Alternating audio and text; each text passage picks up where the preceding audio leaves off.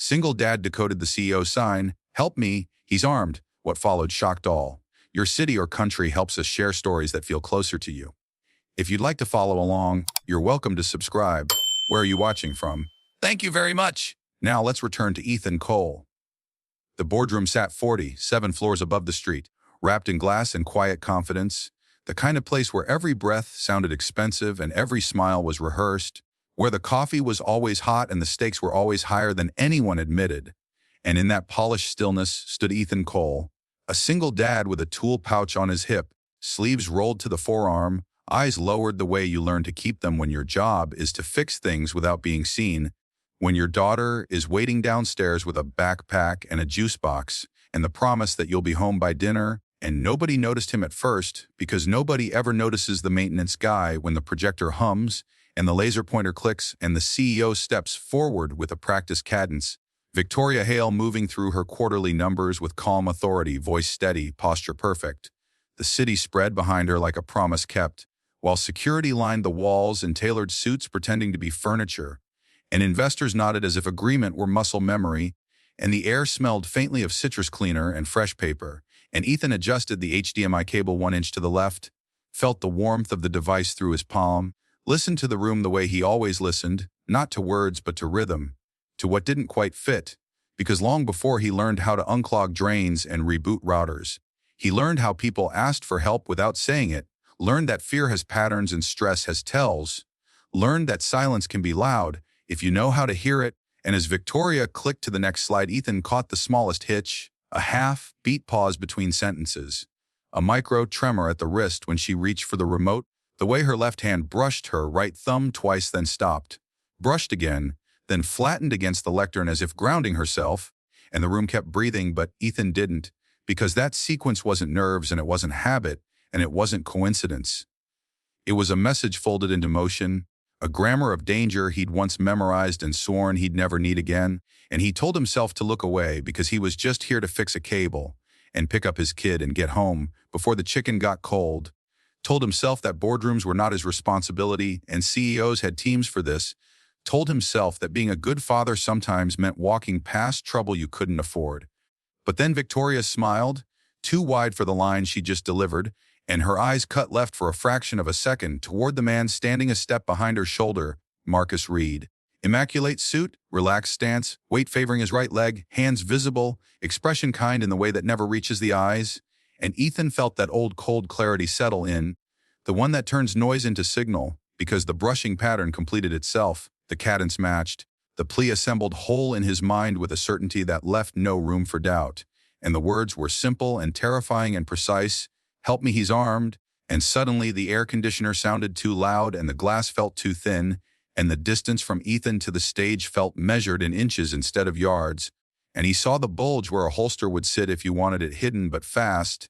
saw the tension at the ankle that suggested a backup, saw how Marcus positioned himself not to protect but to control space, how he angled just enough to block a clean exit, and Ethan swallowed, because this was the moment he'd spent years outrunning, the moment when knowing meant choosing, when silence stopped being virtue and became complicity, and around him the room kept nodding and sipping and believing, and security smiled and investors tapped pens and the city glittered, and Ethan stood there with grease under his nails and a picture of his daughter taped inside his wallet, feeling the weight of a life he'd built out of quiet, and the pull of a truth that refused to stay quiet any longer.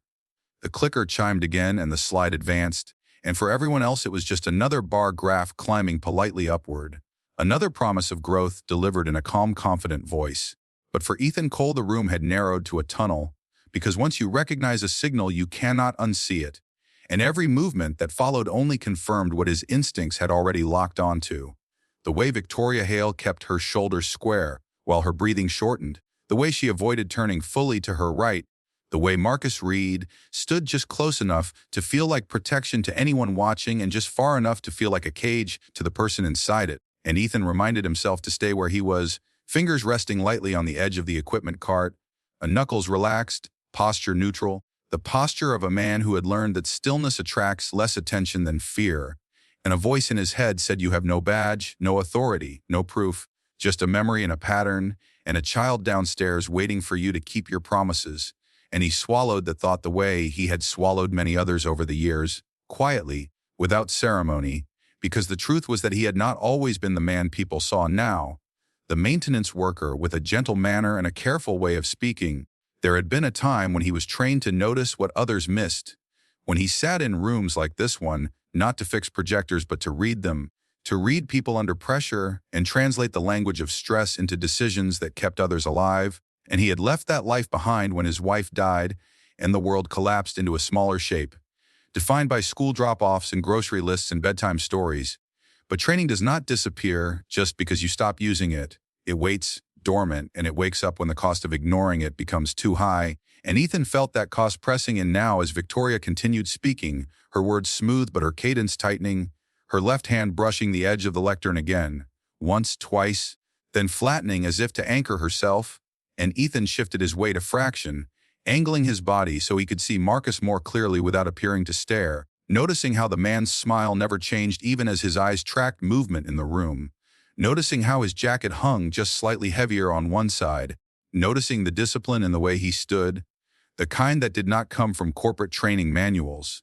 And around them the boardroom hummed with polite attention, investors checking watches, an assistant scribbling notes, a security guard near the door scanning faces out of habit rather than concern. And Ethan understood something, then that settled in his chest with a heavy calm. No one else in this room was looking for danger, because danger had dressed itself like success, and that was what made moments like this so fragile, because the longer they went on uninterrupted, the harder they were to stop.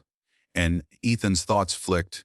unbidden, to Lily downstairs, swinging her legs from a chair that was too big for her, humming to herself while she waited, trusting him the way children do, completely. And that trust sharpened his focus rather than dulling it, because if there was one thing fatherhood had taught him, it was that courage did not always look like stepping forward loudly. Sometimes it looked like choosing the right second to speak. And as Victoria reached the end of her sentence, and the room prepared itself for the usual soft applause, Ethan saw it, the final confirmation, the brief glance Marcus cast toward the exit and then back to Victoria, the subtle tightening of his jaw, the kind of micro-expression that happens when a plan is about to move from waiting to action. And Ethan's heart rate stayed steady, because panic wastes time, and time was the one thing they did not have much of, and he took a slow breath through his nose, counting it the way he used to, grounding himself in the physical reality of the room, the cool air against his skin, the faint vibration of the building underfoot, the smell of coffee and glass and something metallic, and he knew that whatever happened next would change the shape of the day, maybe the shape of his life, but he also knew that doing nothing would change it in ways he could not live with. And so he stayed where he was, eyes open, mind clear, waiting not for permission, but for the precise moment when silence would no longer be enough.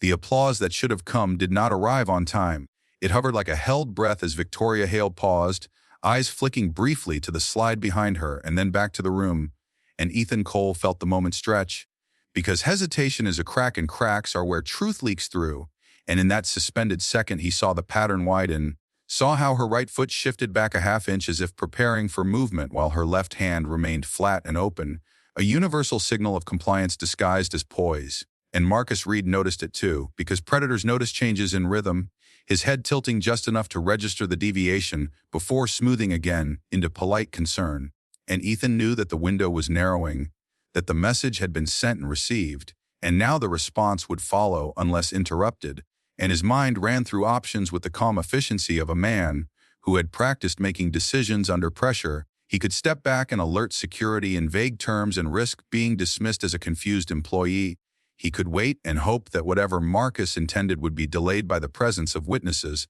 or he could do the one thing that felt both smallest and most dangerous, speak with precision, and he felt the weight of that choice settle against the memory of Lily's small hand in his when crossing the street, the way she trusted him to see what she could not, and he straightened just enough to change his silhouette, just enough to be noticed by the nearest guard, a man with a squared jaw and an earpiece that hummed softly, and Ethan did not raise his voice or wave his arms or break the room's fragile calm. He simply said, "Excuse me," in a tone that carried without demanding, and the guard turned, irritation flickering before professionalism took over, and Ethan met his eyes and held them. Not pleading, not urgent, just steady, the way you speak when you are certain. And he said, "There is a problem," and the guard frowned, about to ask him to step back, When Ethan added, quietly, "The woman at the front is signaling duress," and the guard hesitated, because training tells you to question anomalies, but instinct tells you when a man is not guessing, and in that hesitation, Marcus shifted his stance, angling his body slightly toward the guard, smile sharpening, and said, "Everything is fine here," which was the wrong thing to say, because people who belong rarely need to reassure, and Ethan felt the room tilt, felt attention begin to fracture. And he took one more step forward, careful, measured, hands visible, and said, "Sir, please check his left ankle," and the words landed like a dropped glass, small but impossible to ignore, and for a heartbeat no one moved. Because authority had just been challenged by a man with a tool pouch and a badge that said maintenance. And then the guard looked down, almost against his will, eyes tracing the line of Marcus Reed's tailored pants to the place where fabric pulled just a fraction too tight, and Marcus laughed softly, a sound designed to disarm, and said, "This is unnecessary," but his foot shifted again, a defensive reflex, and that was enough because reflexes do not lie, and the guard reached down, fingers brushing fabric, and the room inhaled as one, and metal caught the light, a dull matte edge hidden in plain sight, and the silence that followed was not dramatic but total, the kind that erases hierarchy, and Victoria Hale sagged slightly against the lectern, the strength draining from her posture now that the mask was no longer required, and Ethan did not move, because the work was not finished, because moments like this are fragile and chaos loves to rush in, and he spoke again, calm as before, "There may be a secondary weapon," and the guard nodded, now fully alert, and another guard stepped in, efficient, controlled, and Marcus Reed's smile finally broke, slipping into something harder, something cornered, and as he was secured and moved away the room seemed to exhale in waves. Whispers rising then falling, and Victoria turned her head and found Ethan with her eyes, truly seeing him for the first time, not as background but as presence. And in that look was gratitude mixed with disbelief, the kind that comes when survival arrives from an unexpected direction, and Ethan gave her a small nod, not claiming credit, not seeking recognition, because his thoughts had already shifted back to the lobby below, to a little girl swinging her legs and waiting for her father to keep his promise. And as security cleared the space and the boardroom began to rearrange itself around the new reality, Ethan stepped back into the margin, returning to the quiet place where he had always lived, knowing that sometimes the most important thing a man can do is notice, and then speak once, at exactly the right moment. The room did not erupt into chaos the way people expect after danger is revealed. Instead, it settled into an unnatural calm, the kind that follows narrowly avoided disaster, where voices drop and movement slow as if everyone is afraid that sound itself might undo the fragile safety that has just been restored. And Ethan Cole stood exactly where he was, shoulders relaxed, hands at his sides, resisting the urge to look toward the door or toward Victoria Hale, because he knew from experience that the aftermath is often more dangerous than the moment itself, when adrenaline tempts people to rush, to perform, to turn survival into spectacle, and that was never how real protection worked. Security spoke quietly into radios. A few staff members were ushered toward the back, and the board members who moments earlier had been studying profit margins now stared at the floor or at their own hands, grappling with how close power can sit to fragility, and Victoria remained at the lectern, one hand gripping the edge more tightly now, her breathing audible but steady, grounding herself in the simple fact that she was still standing. And when she finally straightened and addressed the room again, her voice was softer, stripped of performance, and she said that the meeting would adjourn briefly, that everyone would be safe, that further instructions would follow, and no one questioned her, because authority that survives threat gains a gravity it did not have before, and as the room began to empty, Ethan felt eyes on him, curious, unsettled, searching for context, and he kept his gaze neutral, because explanations invite arguments and arguments waste time, and time was what he needed to leave before this turned into something else, before someone decided he was a hero or a problem, but he did not make it far, because a uniformed officer approached, respectful, cautious, asking his name, and Ethan gave it without embellishment, answered questions simply, clearly, confirming what he saw and when he saw it, never overstating, never speculating, because truth is strongest when it does not need decoration, and as he spoke he felt the familiar tug of the past, the old vocabulary returning to his mouth with ease, threat assessment, behavioral markers, duress signals, words he had not used in years but had never truly forgotten, and the officer nodded, recognizing competence when he heard it, and thanked him, not with fanfare, but with the quiet acknowledgement of one professional to another, and that was enough, because Ethan did not need applause, he needed to be on his way, and as he turned to leave, Victoria Hale called his name, the sound of it cutting through the low murmur of the room, and he stopped, turned, and saw her up close now, no longer elevated by a stage or a title, just a woman who had come very close to losing control of her own life. And she looked at him with a mixture of gratitude and something like recognition, as if she were trying to place him in a story that did not match his clothes or his badge, and she said thank you, not loudly, not for the room, but directly, and Ethan nodded once, accepting it without ceremony, because gratitude is not currency, and he had no intention of spending it. And she asked how he knew, and he answered honestly, saying that he had seen the signal before, that sometimes people ask for help in the only way they can, and she absorbed that, eyes flicking briefly downward, perhaps replaying her own movements with new understanding, and for a moment neither of them spoke, because some truths do not require immediate follow-up, and then Ethan glanced toward the elevator, thinking of Lily again, of the promise ticking louder in his chest now that the danger had passed, and Victoria seemed to read that instinctively, stepping aside, letting him go, and as he walked away he felt the weight of the room lift from his shoulders, replaced by something quieter and heavier, the knowledge that doing the right thing rarely feels heroic in the moment, it feels necessary. And as the elevator doors closed and the building began to descend, Ethan allowed himself a single exhale, knowing that by the time he reached the lobby the world would look the same as it had an hour ago, polished and busy and unaware of how close it had come to fracture, and he would return to it not as a savior or a symbol, but as a father, carrying the same quiet vigilance he always did, because some men do not seek moments that change rooms, they simply respond when those moments arrive, and then they go home. By the time Ethan Cole reached the lobby, the building had resumed its ordinary rhythm, heels clicking across marble, phones buzzing with messages that had nothing to do with what almost happened upstairs. And Lily was exactly where he had left her,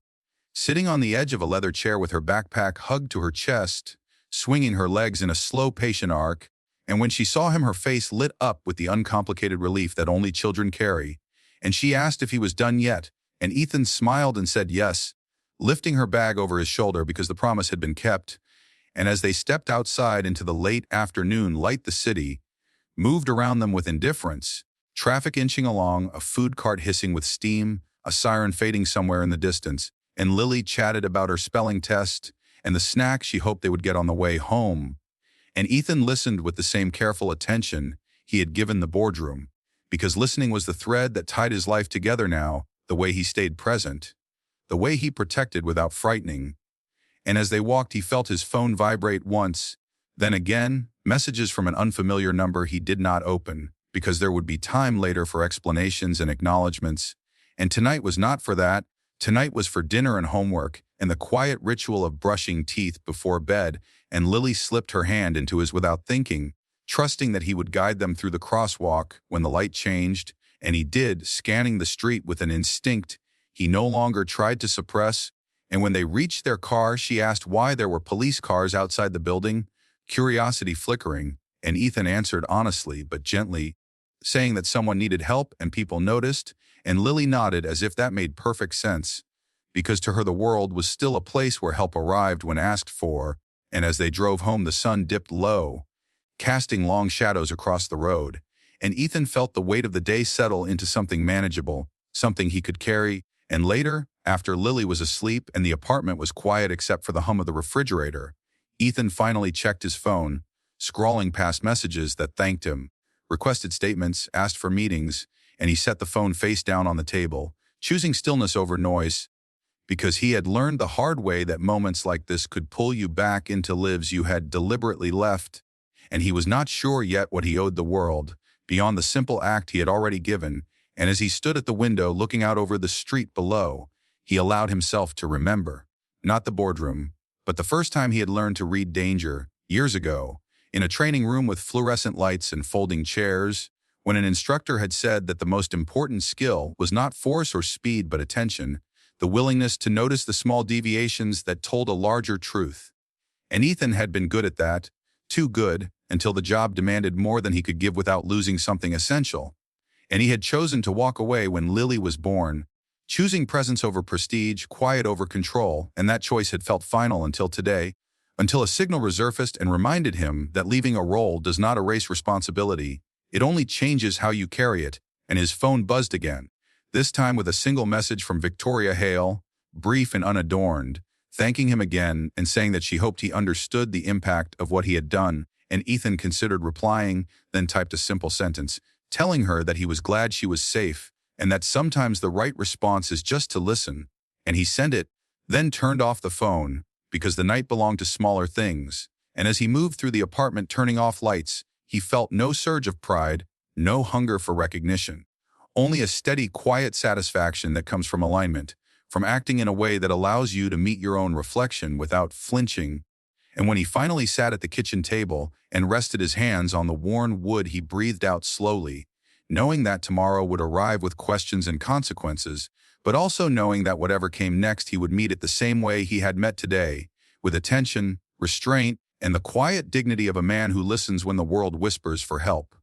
The next morning arrived without drama, the way most consequential days do, wrapped in routine and coffee steam and the quiet ticking of responsibility, and Ethan Cole woke before his alarm out of habit, listening for the small sounds that told him Lily was still asleep, the soft hum of the building, the distant rush of traffic beginning its daily argument with time, and for a moment he lay still, letting the memory of yesterday settle into perspective, because danger always looks different in daylight, smaller somehow, easier to categorize,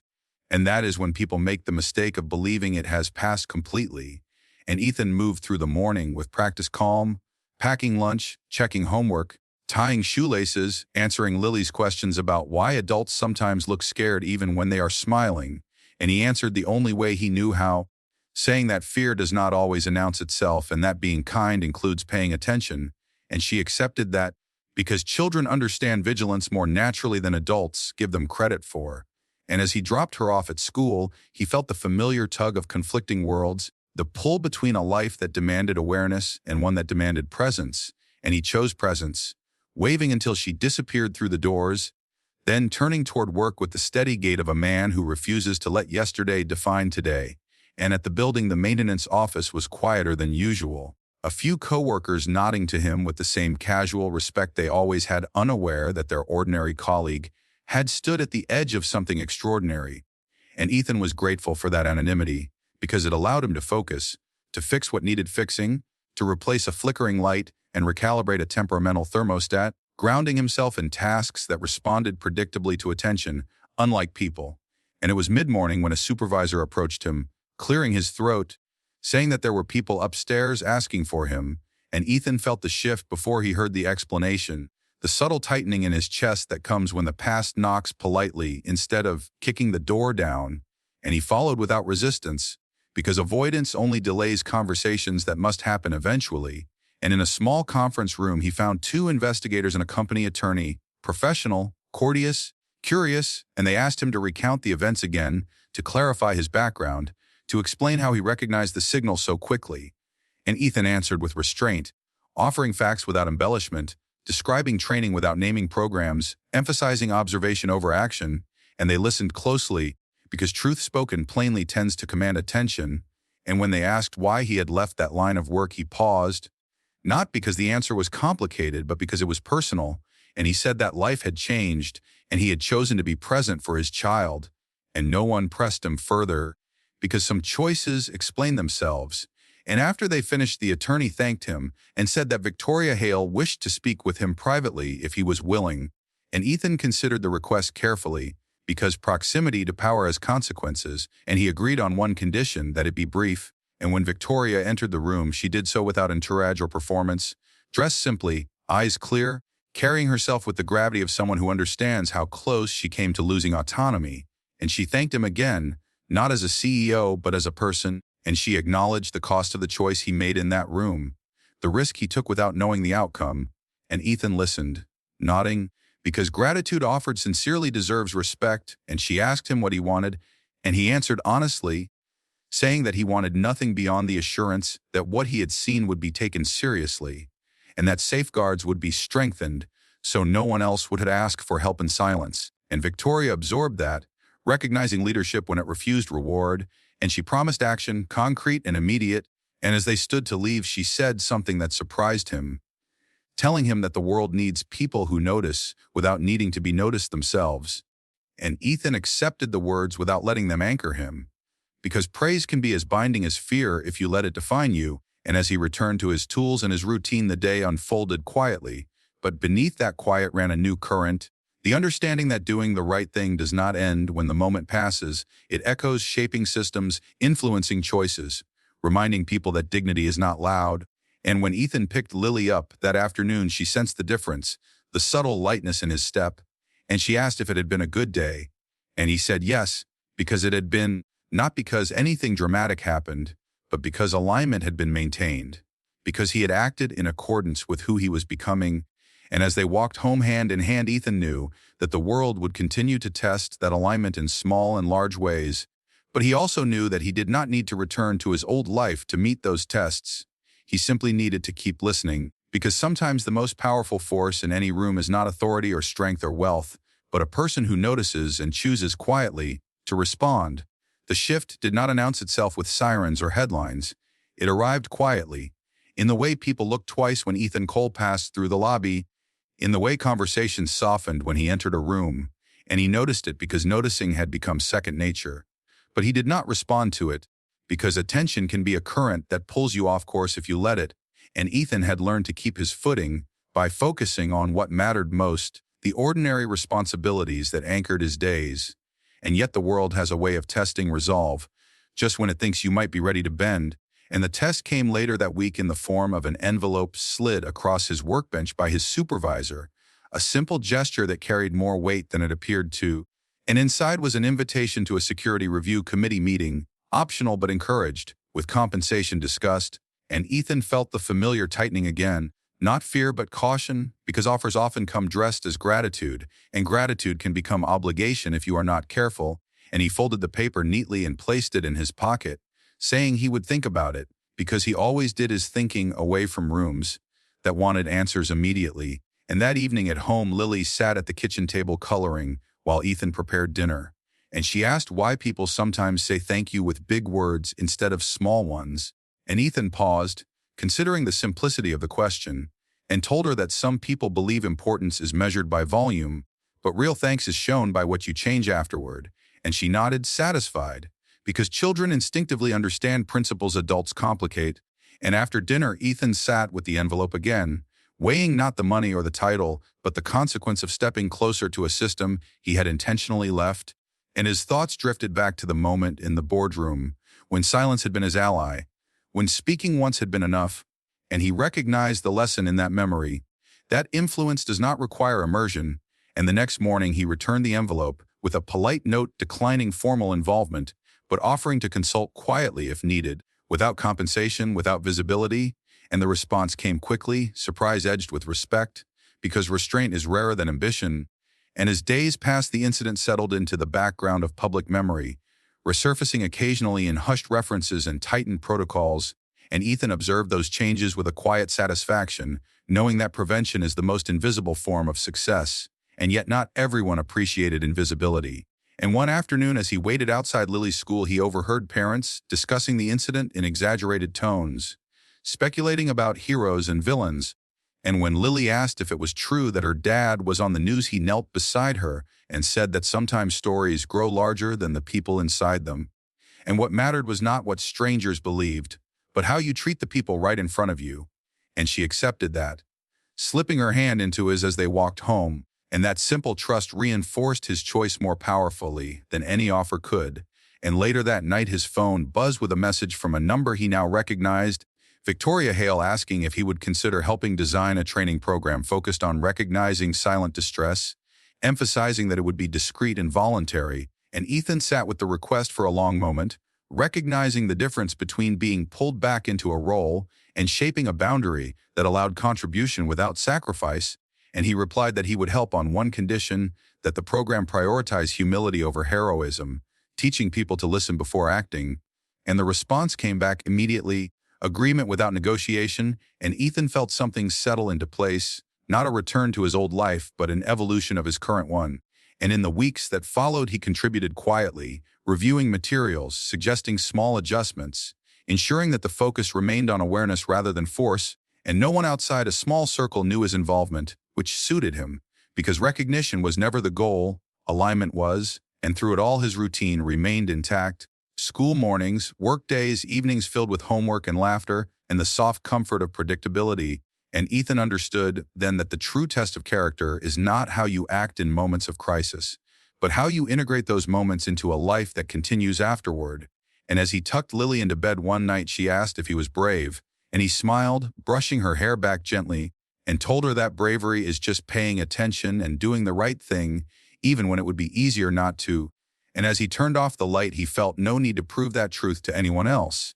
because it was already shaping the world around him in quiet, durable ways. Time has a way of smoothing sharp edges, but it does not erase meaning. And as the weeks turned into a monthly incident that had once held an entire boardroom silent, became something quieter and more durable. A shift in how people moved through their days, and Ethan Cole noticed it not in headlines or announcements but in subtleties. The way security staff paused an extra second to read a room, the way executives asked more questions and interrupted less, the way training sessions emphasized observation over reaction, and he contributed to those changes without stepping into the spotlight, offering notes and revisions late at night after Lily was asleep, his laptop balanced on the same kitchen table where homework and cereal bowls usually lived. And there was a strange comfort in that duality, the reminder that impact does not require a different address, only intention. And one evening, as rain traced thin lines down the windows, Ethan received a message from Victoria Hale asking if he would attend a small internal session, not as a speaker but as a silent observer, and he hesitated before agreeing because stepping into those rooms again still carried weight.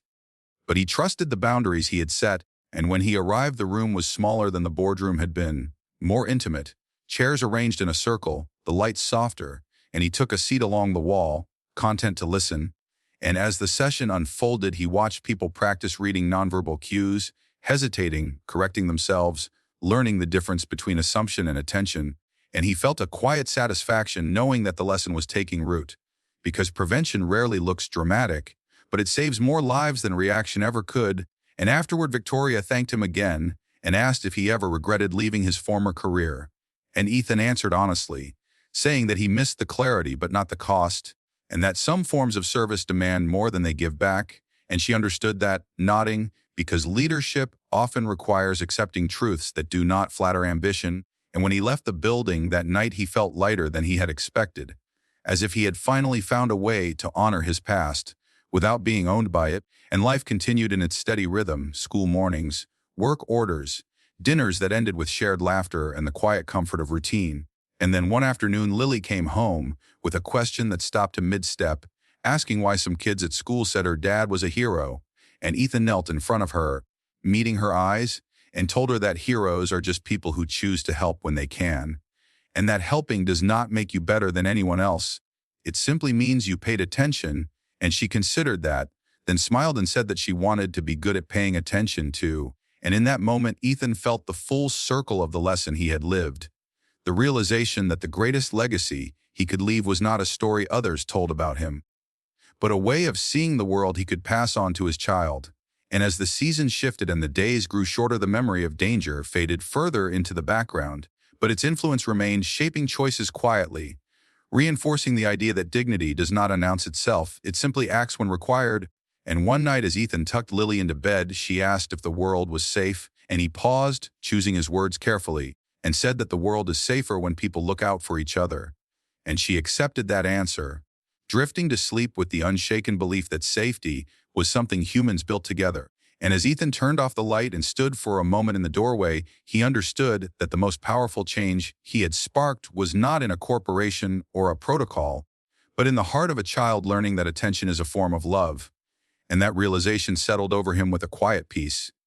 the kind that comes not from recognition or reward, but from knowing that when the moment came he listened, he acted, and then he returned to the life that mattered most, carrying forward the same quiet vigilance that had guided him all along.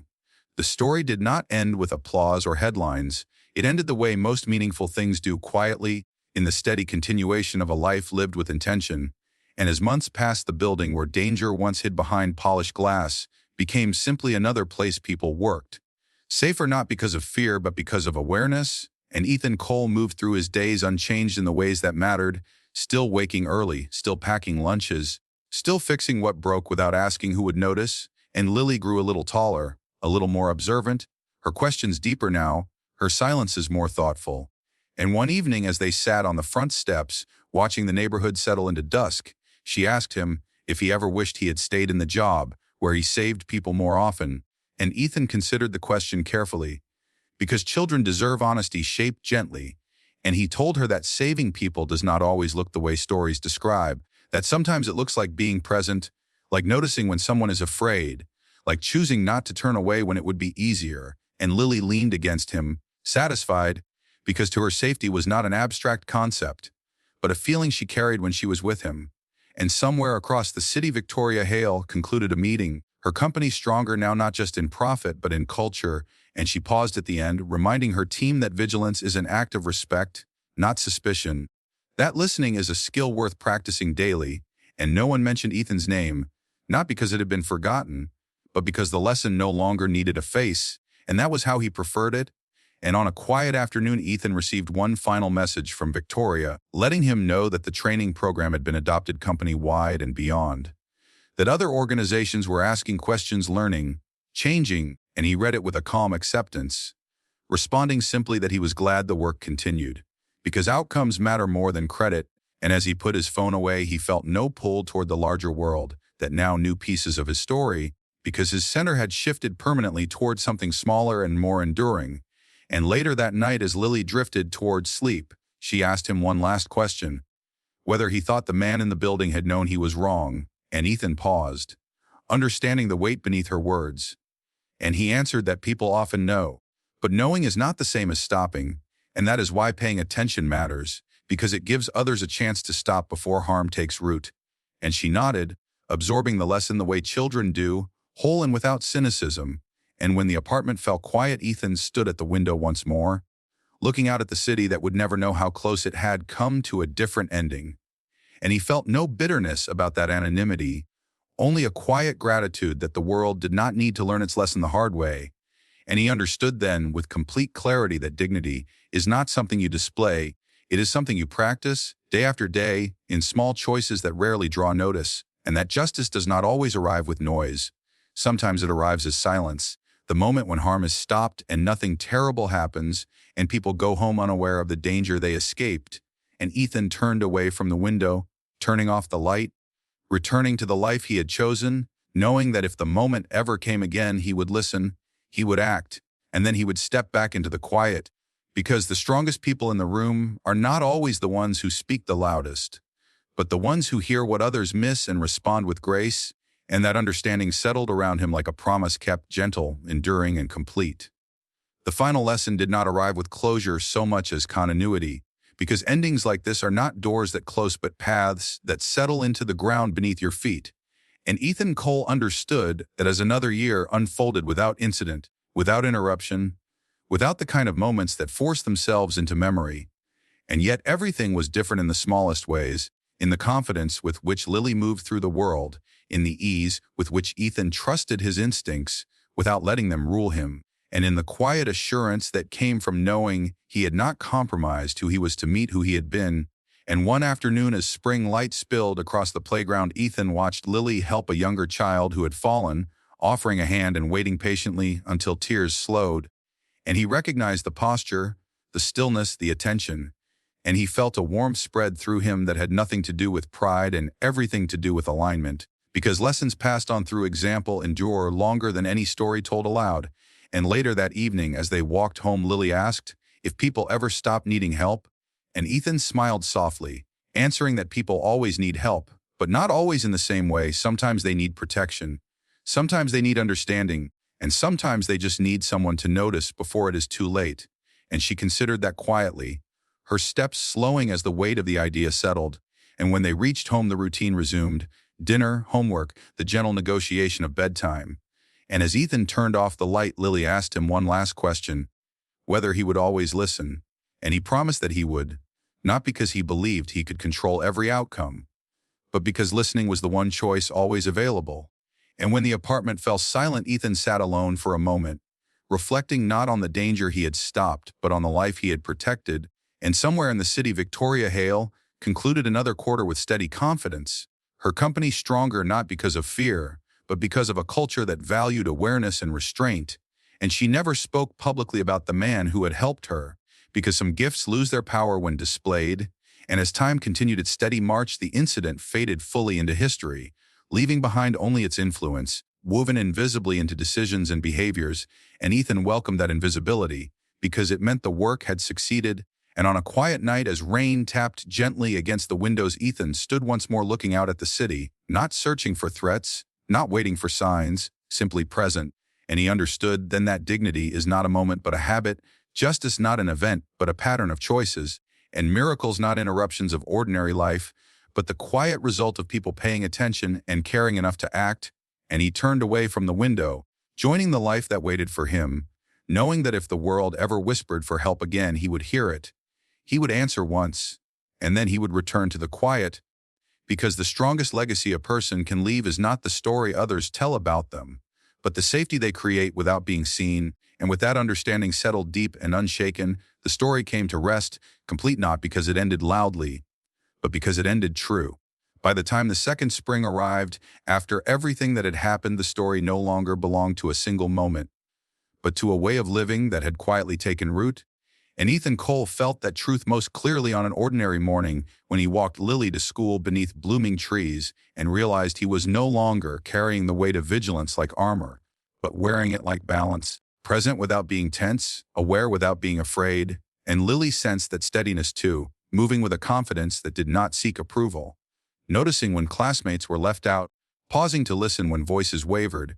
because attention had become the language of their home. And one afternoon, as they sat together assembling a school project, Lily asked why some adults never see what is right in front of them. And Ethan answered gently that seeing requires humility, and humility is something people must choose. And she nodded, adding that she liked choosing it, and that simple statement landed with a quiet power, because it meant the lesson had passed beyond explanation into character.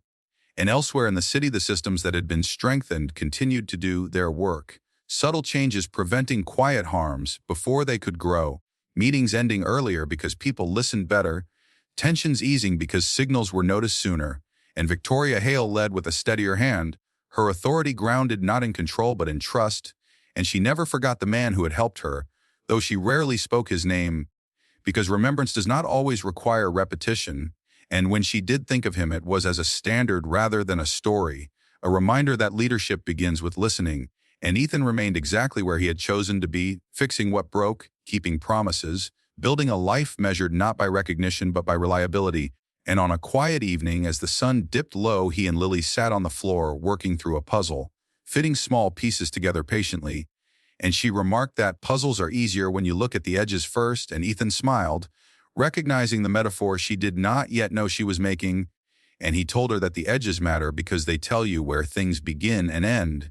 And she considered that thoughtfully, placing another piece with care. And later, as bedtime approached, Lily asked him if the world would always need people who listen. And Ethan answered without hesitation that it would, because noise never stops trying to distract. And she accepted that, drifting towards sleep with the quiet certainty that listening was a strength she could carry anywhere. And when the apartment settled into stillness, Ethan stood once more at the window, not scanning for danger, but appreciating the ordinary safety of the night, the soft glow of streetlights, the distant laughter, the hum of life continuing without interruption. And he understood with calm clarity that the greatest justice he had helped create was invisible, the absence of harm, the silence where chaos might have been, and that dignity lives in those spaces, uncelebrated but enduring. And he felt no regret about the path he had chosen, no longing for a louder ending, because the story had resolved itself exactly as it needed to, with a father who listened, a child who learned, a leader who changed,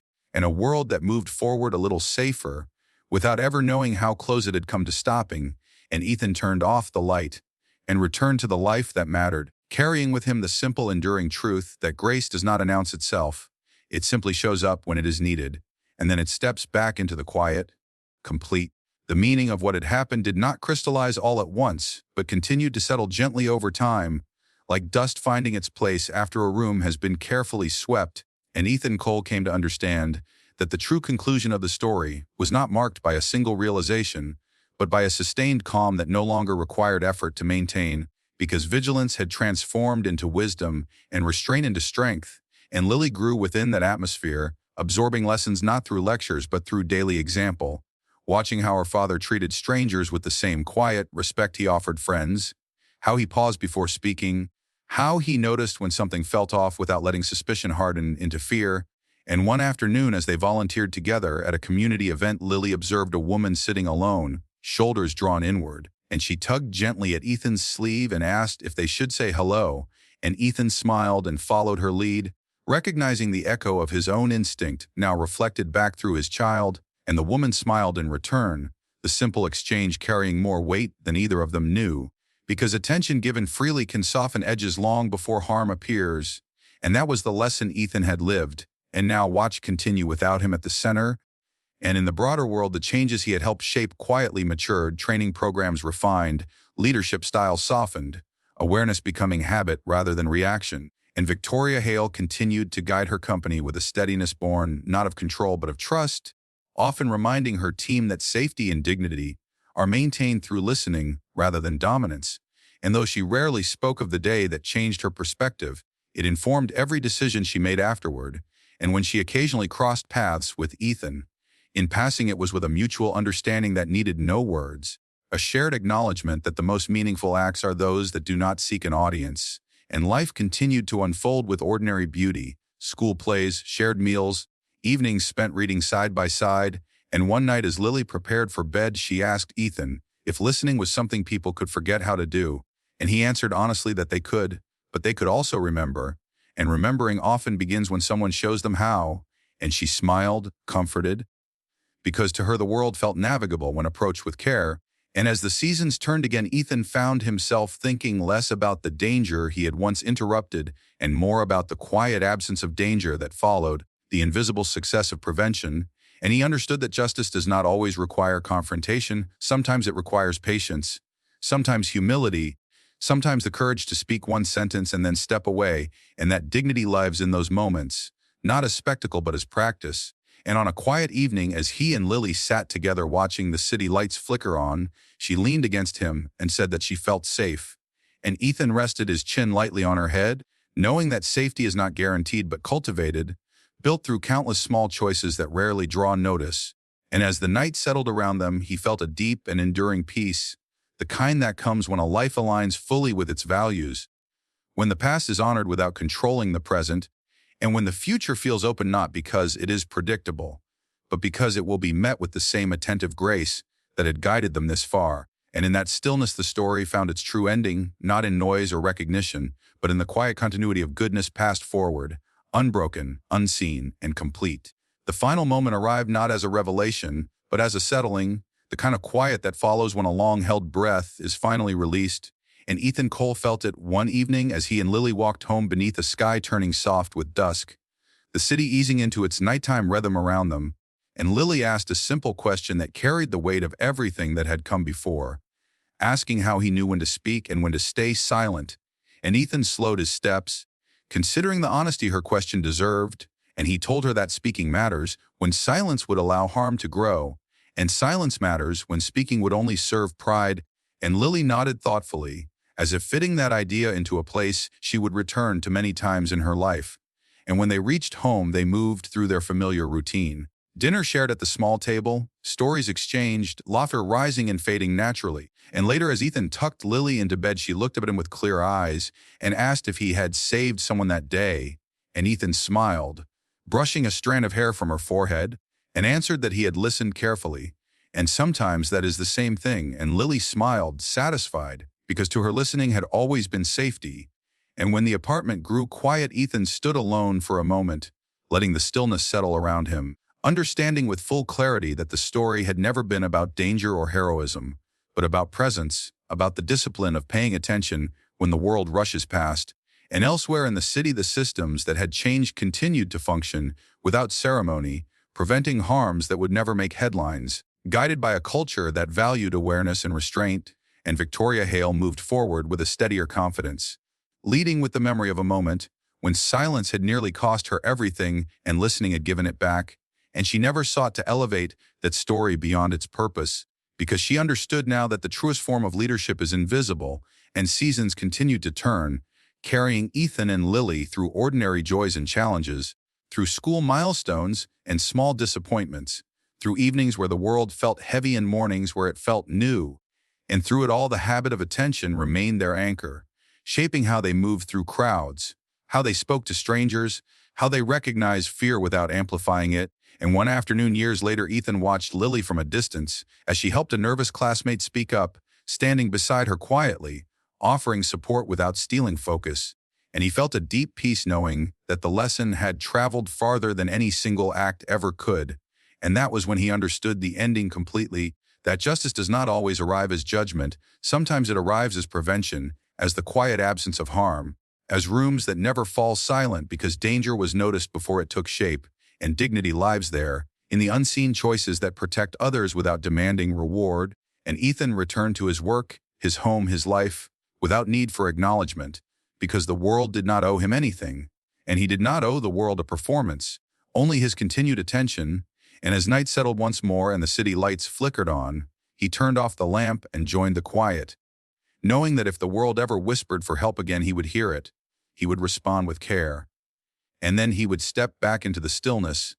because the strongest people are not the loudest in the room, but the ones whose calm allows everyone else to breathe. And in that silence, the story found its true ending, complete, unspoken, and at peace.